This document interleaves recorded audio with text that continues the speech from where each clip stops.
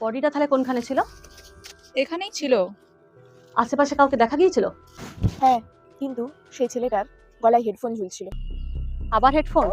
একটা ঘটনার দুটো দৃষ্টিকোণ থাকে, একটা যেটা ঘটে আর একটা যেটা আমাদেরকে দেখানো হয়। এবার তোমাদেরকে সেটাই খুঁজে বের করতে হবে। তাহলে আজ জোর কদমে তদন্তটা শুরু করা যাক।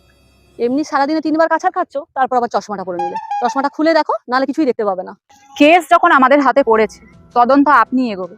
সাথে চশমাটা পরলে একটা বেশ ভাইব আছে। প্রত্যেকটা খুঁটিনাটি জিনিসের দিকে নজর রাখো, কোথাও না কোথাও কিছু না কিছু ক্লু তো পেয়েই যাবে। আমি একটু ওদিকটা দেখছি। এই দেখো, কি কার্তিক রেখে গেছে। ম্যাডাম, এদিকে আসুন, ক্লু পেয়েছি মনে হয়। এই দেখুন কে এখানে কার্তিক দিয়ে গেছে। শুধু চোখ আর মুখটাকে কাজে লাগালে হবে? মাথাটাকেও মাঝে মধ্যে কাজে লাগাও।